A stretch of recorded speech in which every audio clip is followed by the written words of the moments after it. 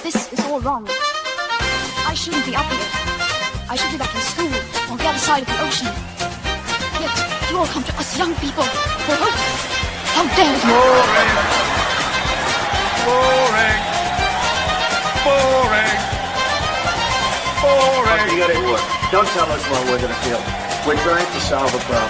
Don't tell us what we're going to feel. I'm not telling you. Because you're in no position to dictate that. Remember what you're doing. You're in no position to dictate what we're going to feel.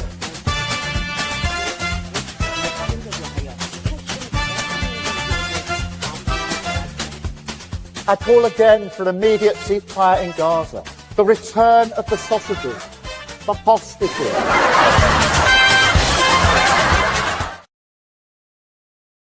That's our Prime Minister, return of the sausages. I never tire of seeing that. Welcome back to another edition of Lembit Öpik Live here on Unprecedented TV, where we find the facts, kill the spin, and tell it as we see it. You will hear our opinions as well, but they're never dressed up as facts. Your mission is to think for yourself. That's why you're here. That's why Unprecedented TV exists. And thank you for the ever-increasing numbers of viewers. Please subscribe. Go to Unprecedented TV on YouTube. You'll find it ever more easily as the numbers go up. Costs you nothing to subscribe. And boy, you will find a vast array of great programs there. Everything from current affairs to entertainment. And let it be known that our great pet project, Mr. Calamari, a series based in Corfu, is very close to becoming a reality. That's because some very generous people are interested in investing. You can invest too, but we'll talk about that on another occasion. In the meantime, thank you very much for being here at a time when the country seems to be a little with the government. Indeed, Keir Starmer, remember him, has now been decided upon as the most unpopular prime minister in the history of the United Kingdom. Minus 66% is his approval rating, or disapproval rating more accurately.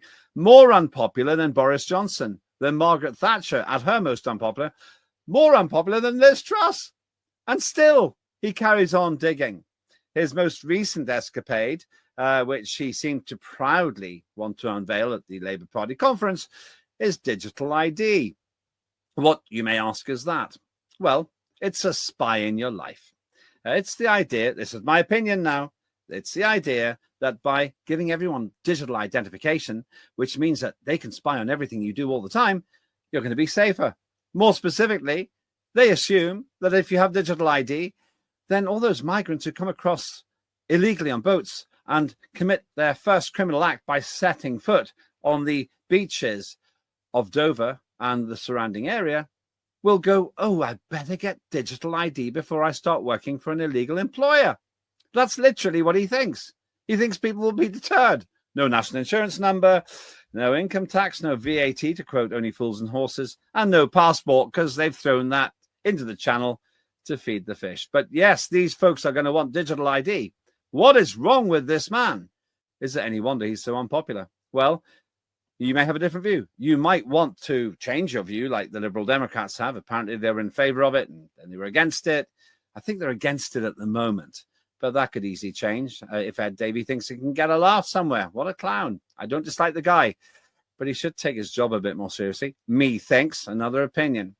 Well, let's talk about this with a union which is never backward in coming forward in defending your rights. It's the Workers of England Union. If you haven't heard of it, you should have. They're one of the smartest outfits in the union world. I've had the honour of knowing them for a couple of years, and I've always been impressed with what they do. Step forward, Stephen Morris, the General Secretary of the Workers of England Union. How have you been? I've been fine, Lembit, keeping busy. Now it seems we're going to get even more busier with this ID lark, It's incredible. Just before we go into that, tell us about the Workers of England Union. Workers of England Union, we've been going for 16 years now. We're a completely independent trade union. We don't affiliate to any political party. We don't affiliate to the TUC because they're obviously supporters of the Labour Party. We're completely independent. We operate very much like a solicitor's firm, but under trade union regulations. So we will represent members on their issues. It's not bothered about our view. We may not necessarily agree with the people's view, But our role as a trade union is to represent them in their employment issues.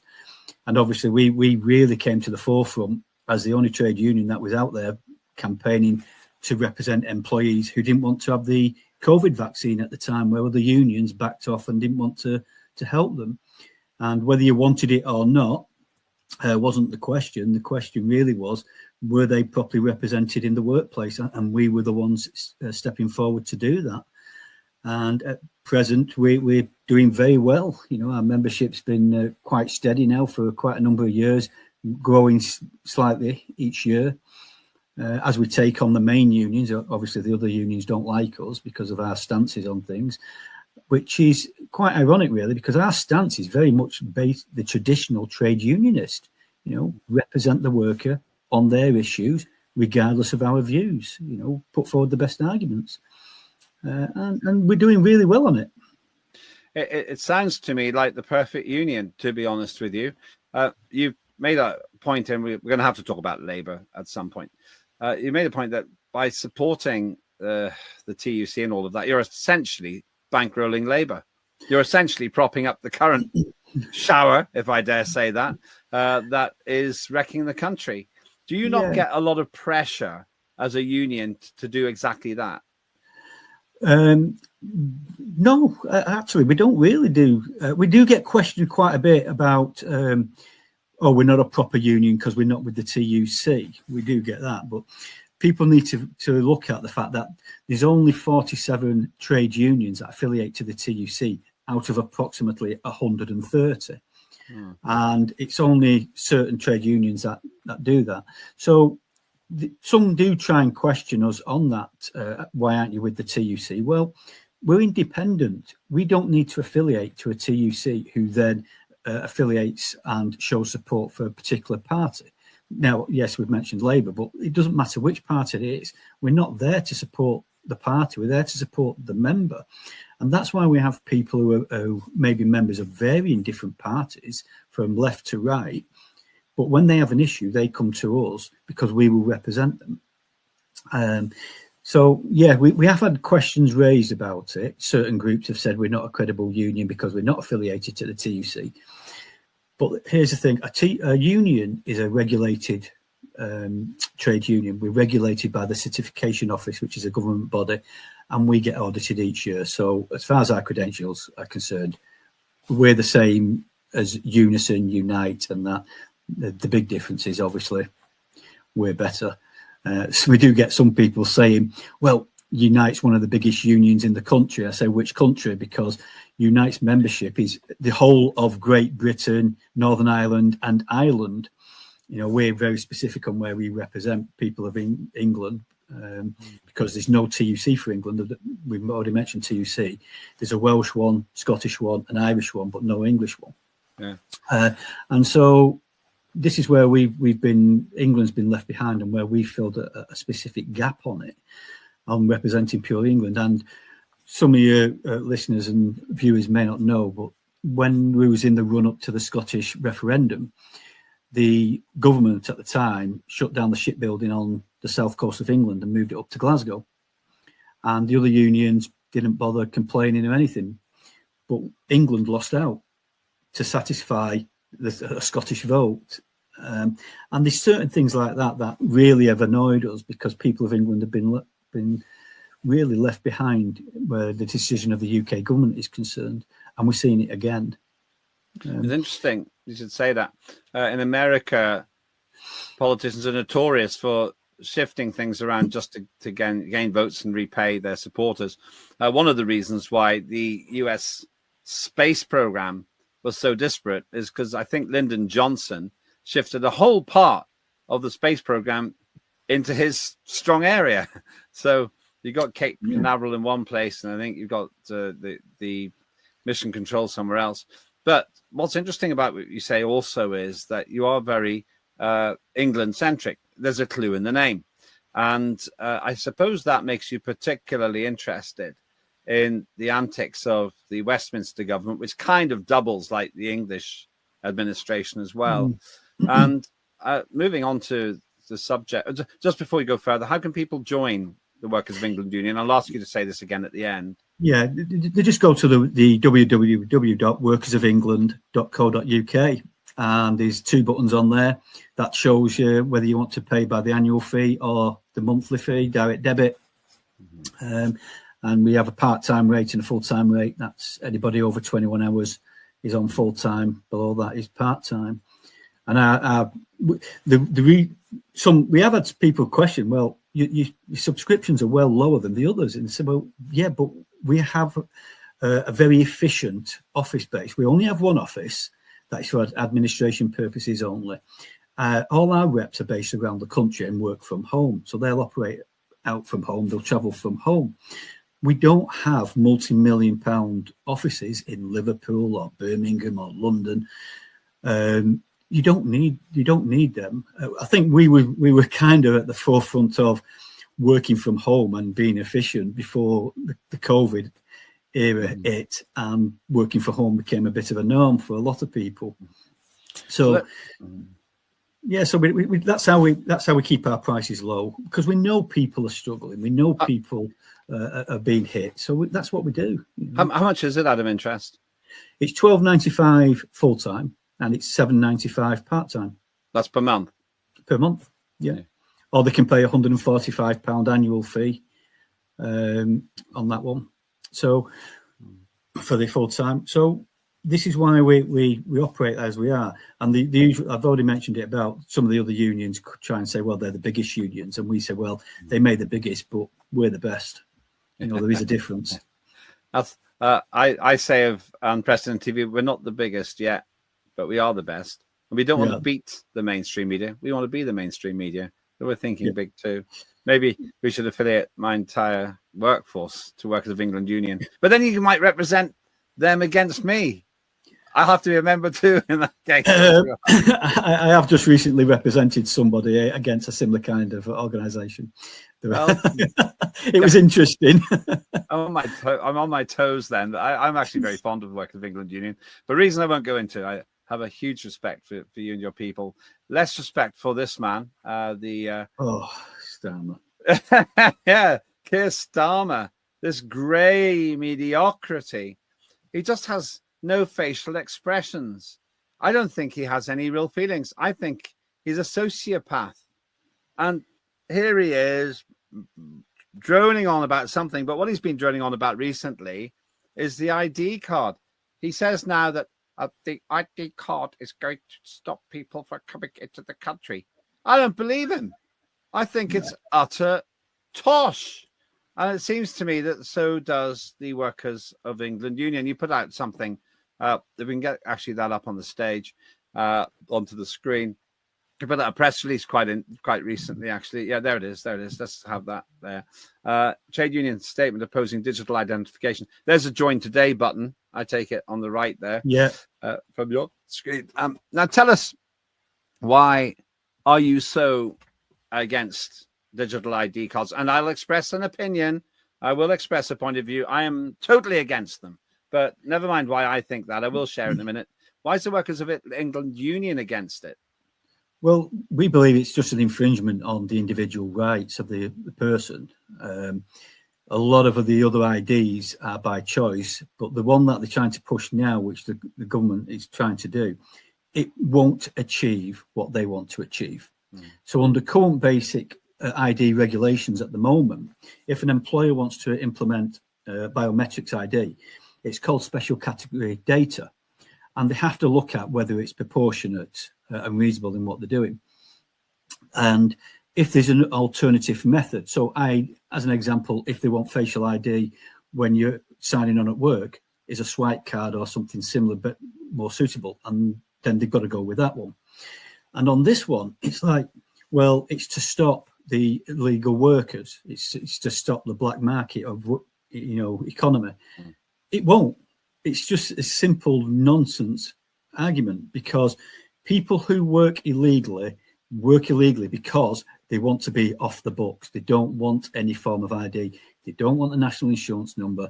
They don't want to show passports. They don't want to show driving license. Don't want to show any rental agreements or anything like that. They want to be completely off the books. And these unscrupulous employers that will employ them And that will continue. It's not going to stop illegal immigrants working or, from that side. But the other thing is, like I've already said, it's about the infringement of the individual. Why should a government have all its data on me when it's already there? So if it's my health, national insurance number, they've got it. If it's to do with my driving, DVLA's got it. If I go abroad, passport office has got my passport details. None of them have the same, all the details together. But can you imagine if they got hacked, like Jaguar Land Rover has had problems at the moment, and the government's having to back up a £1.5 billion loan because they got hacked? Can you imagine if somebody got hacked? Not only do you have your driving license, your national insurance, your complete health records, that leaves it open for anybody to clone your ID. Absolutely clone it. This is the issue that I've got. I can hardly believe that a government as incompetent as the current one, for a moment, imagines that it's even a good idea to put 70 million people's worth of data in one place. They couldn't even conceal the name of Afghan refugees, who in theory at least were in danger of their lives. They couldn't even keep that secret. Just imagine. There's a child care organization called Kiddo, and they've been hacked. And these horrible, unscrupulous scum are putting photographs up of children. They don't care. And now we're meant to give them our details, presumably of everything from our sexual orientation through to our health records, presumably our financial circumstances, where we live, everything. It's unbelievably ridiculous to me that a government that can't even keep its basic promises on tax is now thinking that we should entrust it with the most sensitive information about us and our families, Stephen. Yeah, it is absolutely ridiculous. I'm just dead set against it. And we had loads of correspondence from our members quickly asking what's our position on it. But our position has been very straightforward, and we always believe in individual rights, the rights of the individual, bodily autonomy, all that. Our main concern is where does it stop? Who's got when they've got all that data, who do they check for it then? Do they go after certain trade unionists? Do they go after certain people within the workforce?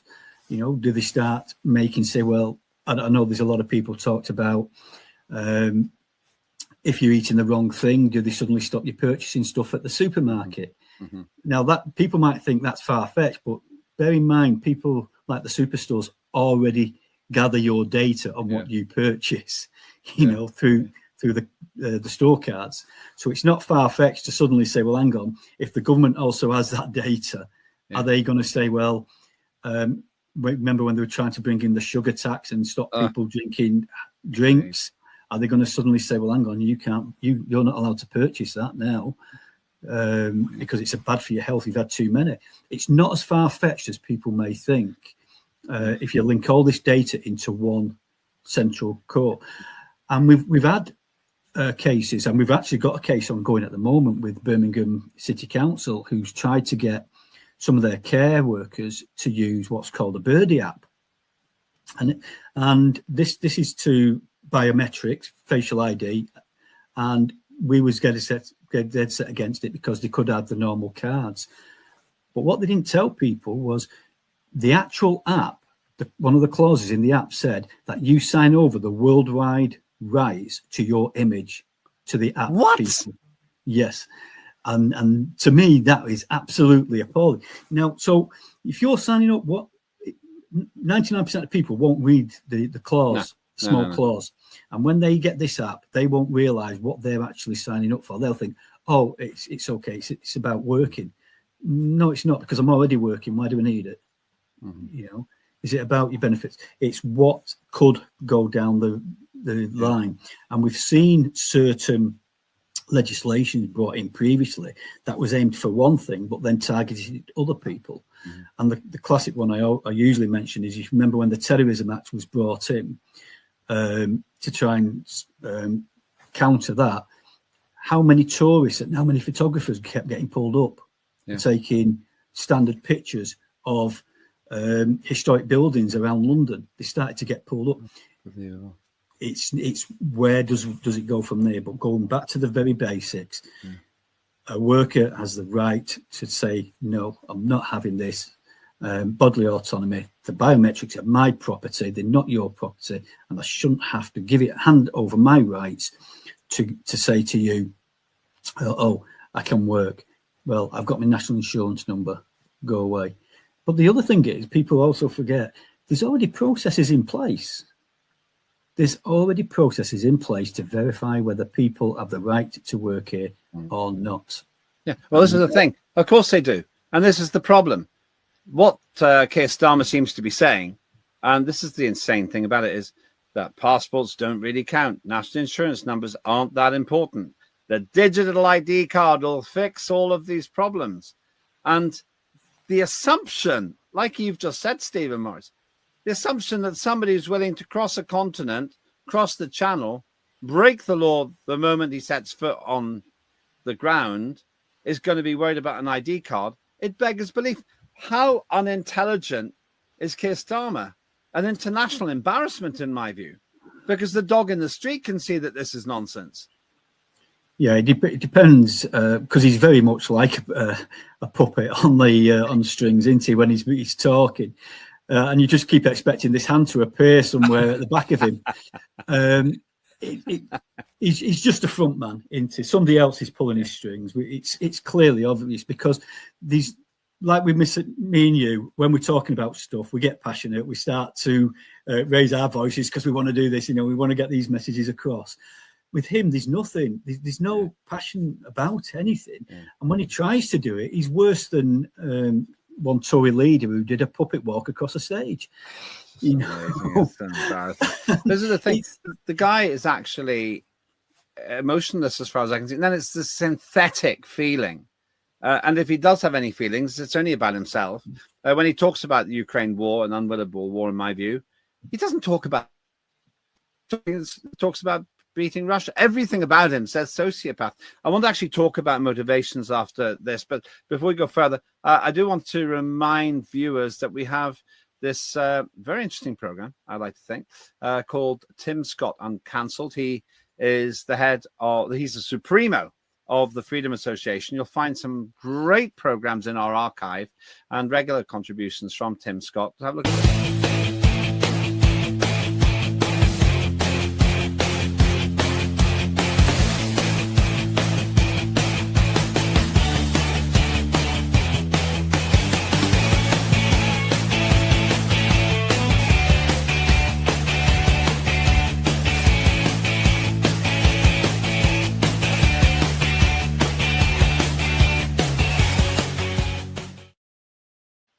Yes, Tim Scott Uncancelled.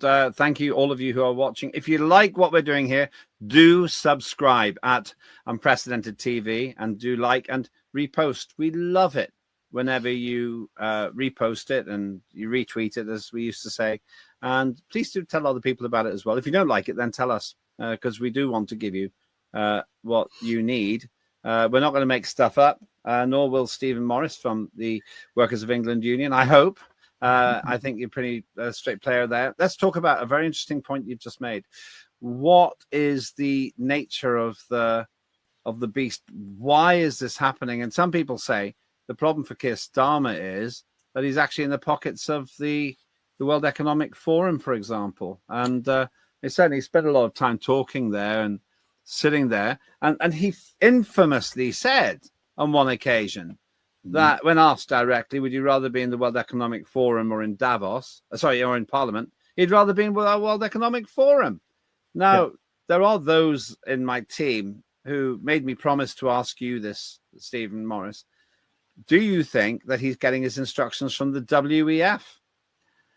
I'm not sure whether it's the WEF, but he's getting his instructions from somewhere. And like you've already mentioned, it is a classic one where he has said he puts Davos above Westminster, and any UK Parliament, any UK PM who says they're putting up an organisation in Davos above our parliament, they shouldn't even be a prime minister. They should be out automatically, because his first role is to protect and look after the interests of this country and its people.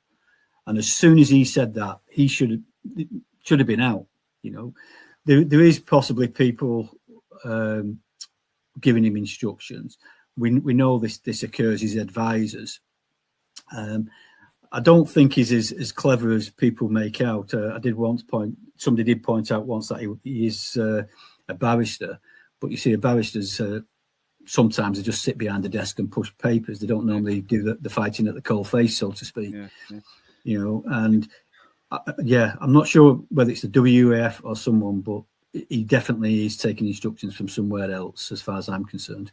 I think it's a national disgrace. We've got a prime minister who'd rather be there than here. What did he think he was achieving? Who did he think he was going to impress? Was presumably his paymasters. I mean, that's the thing.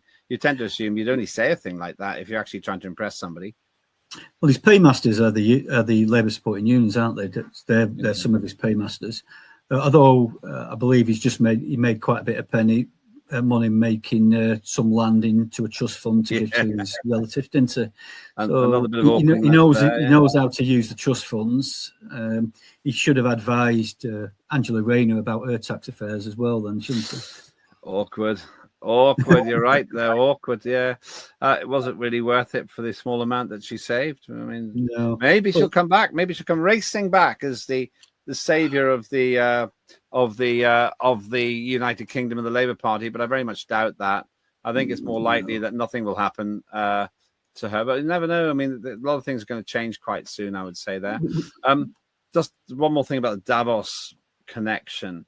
I have real major concerns when so many people in the political world are so keen to be involved in something which isn't elected, set up by one guy, Klaus Schwab, who's made an absolute fortune, but now has been turfed out himself. Well, that's my concern. We have a parliamentary democracy, which to me is not ideal in a way, because Starmer's, although he's got a massive majority in seats, he got less votes than Corbyn, didn't he? Yeah. And if you go off, and only in the US, they mentioned about the popular vote as well. The vast majority of this country voted against him anyway. They voted for other people. The issue here is that he got in, but he also wants to be at an unelected Davos.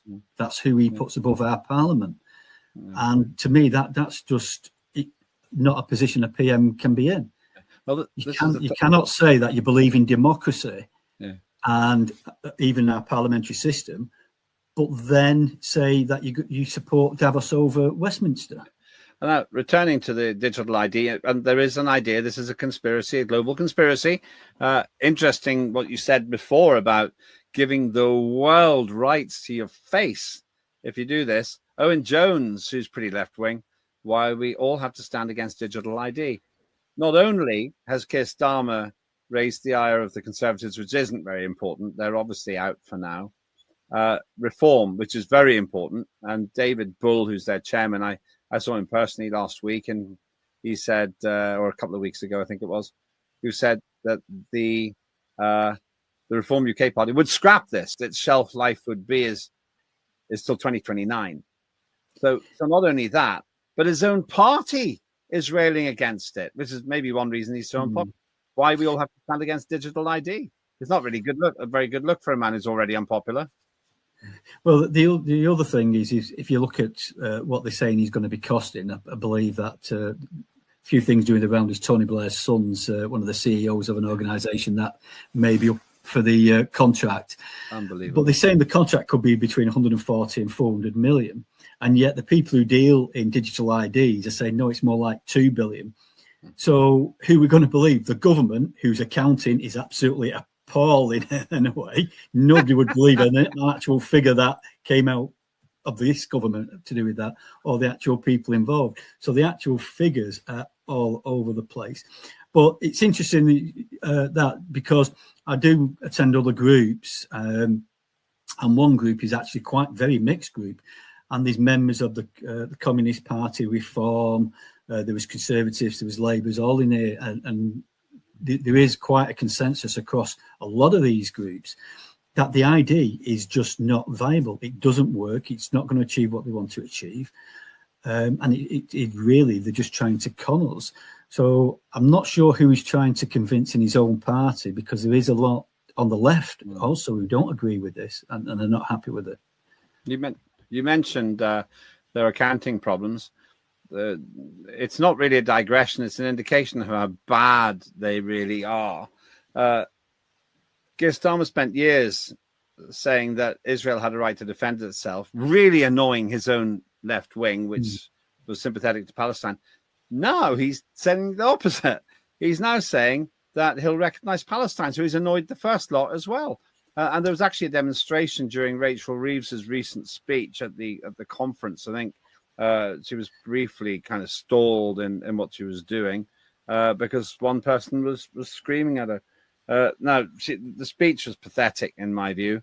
After everything that she's been saying in terms of the economy, suddenly she's going to raise taxes after promising not to. But the Palestinian thing, it's just another example of how accident prone this particular party is. I think she completely lacks credibility. She was on television today and a few days ago, and in the future, no doubt as well, talking quite often, being repeated. And some of it's just on social networks. So you can find this any day of the week. Not sure when she originally said it. To be precise, I saw it today. She said, she was going to do something for children, for young people, and for adults, young adults who need to get work. And yet, one of the things that she herself seems to have achieved is the stagnation of our own economy. And now, if you add that to what we've just been talking about, is the crippling cost of ID cards. I don't see how you do them for less than £100 a person, by the way. That would be more like 7 billion. I can't see how it all fits together, Stephen. You got this incompetent chancellor who couldn't even get her CV right. You got a prime minister who'd rather be in the World Economic Forum, and an ID card thing, which is going to get junked in 2029 when Nigel Farage becomes prime minister anyway. Yeah, it's Rachel Reeves, let's face it, she really is inept. She's out of her depth. She hasn't really got a clue. The thing is, if they attempted to get the benefits system dealt with and try and reform that, and obviously the backbenchers revolted on that, how do you get more people off benefits and reduce the tax bill? You get businesses developing, you get businesses growing, you get businesses selling.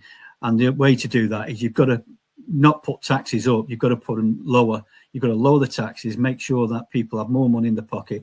They're more likely to spend it on products, in businesses and that. You've got to regenerate the spending. You've got to get people out and about, either going out for a pint or whatever they want to do, or go to the gym. At the moment, she's completely screwed everybody over to do with taxes, so they have absolutely no money that's going to generate any wealth. It's just gone. And so where she's going to get these monies from, it's going to go into our debt, isn't it? It's going to be more debt. The bond markets are now really don't want to touch us. We're becoming like a third world nation as far as debt's concerned. And that only means one thing: are we going to go into the hands of the big bankers, world bankers? The IMF, the International Monetary Fund. Thank you. I was trying to think of the name, but I thought that's what you meant. But I didn't want to show you up, Stephen. I didn't want to embarrass you. Well, if I can't remember the name, I'll hold my hands up. I couldn't remember the name for a minute. But yeah, they're just completely just driving it into a brick wall, this economy, and they've got no ideas. But going back to what you were saying about the Palestine thing, I think he's actually had to do that because of the threat of Corbyn and his possible party, because more pro-Palestinian supporters within his party will go towards Corbyn rather than stay with Starmer. That's the way I think it will go. And I think he's trying to consolidate what base he's actually got left and not lose any. That's not going to work, though. I mean, he can't be on both sides. That's his problem.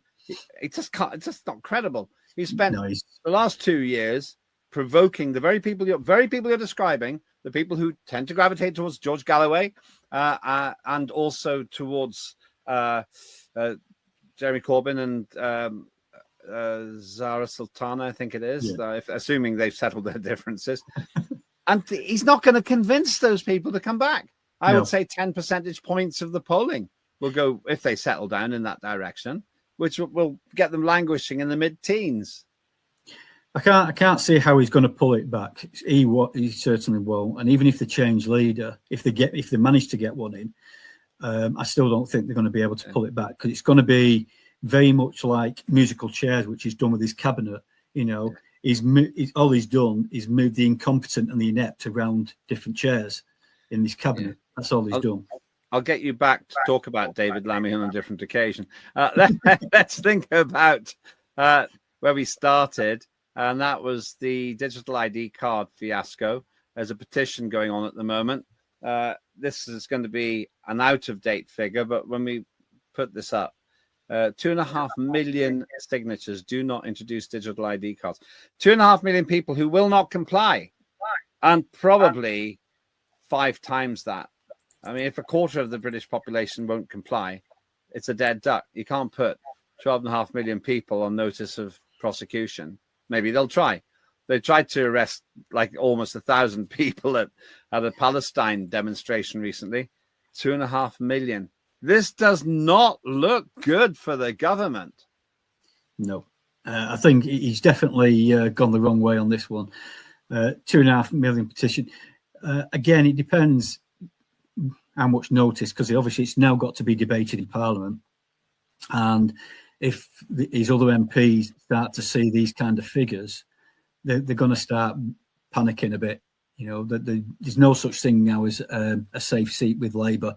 All their seats up for grabs, because people are just fed up with them. And like I say, there's various people on the left as well, in the Labour constituencies, who are not in favour of this and will go somewhere else. And they can. That's one of the interesting things. This will be manna from heaven for Reform UK, because they have unequivocally, clearly and credibly said, we will scrap these digital ID cards when we win in 2029. They're ahead in the polls. They've got virtually twice what the Labour Party has in some polls. And they got just over 4 million votes. Well, I would be willing to bet not all of those 2.5 million were Reform voters, but they could be now. Why would anybody vote for Keir Starmer if you are angry enough to go to the trouble of signing this petition? Well, the thing is, he flip-flops. The usual one I put out, I usually put a picture, whenever he says anything, I usually put a picture of flip-flops, because he's done more than Blackpool Beach. So they can't be trusted. They can't be trusted on anything they say, anything they do. They've backtracked on everybody. The WASPy women, the winter fuel allowance, the farmers, the tax, everything.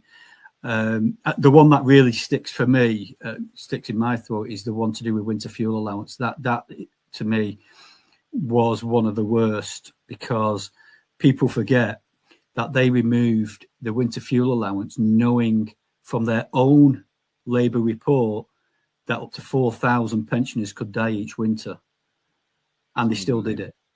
And to me, that is for any Prime Minister to do that, knowing from your own report, it's to me, it was appalling. And that's a real one that sticks with me.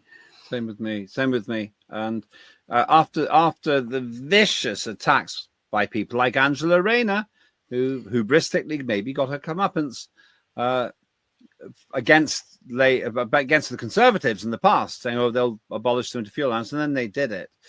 Now, no one's perfect. That's not my issue. My issue is that they're hubristic, that they're hypocritical, they've got double standards. That's my problem. Somebody comes to me, they made a mistake. Well, anyone who's had children knows that's how you learn. But this lot seem to be perfectly happy to be like the pigs in Animal Farm in George Orwell, where they start by saying 4 legs good, 2 legs bad, and then they take over the farmhouse and they walk around on the 2 legs saying 2 legs good, 4 legs bad. It's the same thing that we're seeing with the Labour Party. Nose in the trough. And that's what really bothers me more than anything else about what we've got. Go on. That was the problem, a big problem that he's had, and that Labour's had, is they put themselves on a pedestal as they were going to be clean as clean. You know, they were not the Tories that they were kept hitting on to do with all these cash issues and everything. They were going to be clean as clean. And within months, they were already caught out. You don't go on a platform, stand on an election on that platform with that kind of script without knowing you are squeaky clean. You know? But no one is. Nobody is. So when you put this out, trade union statement opposing digital identification, it would be interesting to see how many of the Labour MPs now at some point oppose digital ID. I haven't got the resources at the moment to look it up. My team might be able to do it. Maybe I will have a look at it later on. I'm certainly going to sign that petition. But let's finish here. Together we are stronger. That's the slogan of Workers of England Union. Yeah. Tell us again, what's the name of your website? It's www.workersofengland.co.uk. We do have a brand new site going live in a couple of days, but that statement will still be there and everything. We're not changing from that, even though we'll change our website design, but we don't change our views. We're here to represent the individual on their issues, and really that's what we're about. You know, together we are stronger. We've shown that this is what unions were all built on, being stronger together. Yeah. The way we see it is digital IDs could be a way of breaking people up, you know, suddenly saying, well, that particular group can't have this or that particular group can't have that. And it's a downward spiral, you know. We saw this during COVID. A lot of us saw what was happening then, and we managed to stop a lot of it. We can see what's happening here. But I think at the moment with the digital ID, there's a lot more people have woken up to the tactics of the government to try and mislead people. And this might be an underlying thing to mislead them on something else. But ID is not going to achieve what they want it to achieve. No. And like I said at the beginning, the processes are already in place. So what are they up to? It's got to be something else, and that is to be able to control any kind of form of dissent against the government. You know, if you look at it, let's say all these people who went on this September 13th rally, right? If they had a facial ID van there, it would have been picking them all up, finding out who was there straight away. You're on a list. From a trade union point, we know what these lists have been like in the past, because we know people have been blacklisted for being members of trade unions or being trade union reps. That happens, you know, in our history. We've seen that, and it has actually occurred. So who's to say with a digital ID, we're not going to end up with a modern day blacklisting of either trade unionists or people who don't comply with the government narrative? You know, that's why. Yeah, that's why as a trade union, we're saying we've seen this in our history. We're not going to go back to that. Real pleasure to speak with you, and we'll get you back very soon.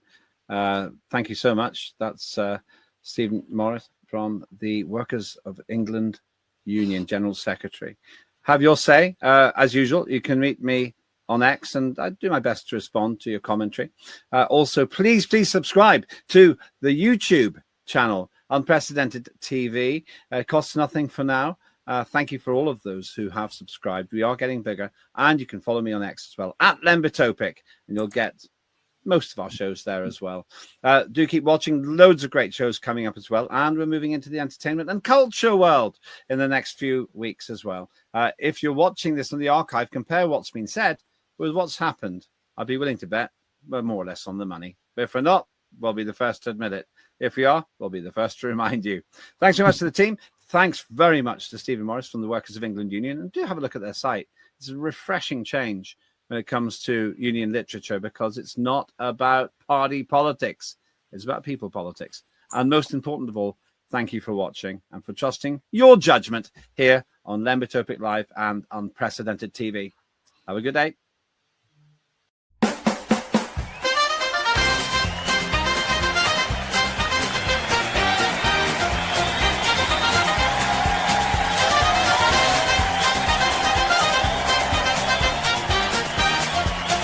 Immediate ceasefire in Gaza, the return of the sausages.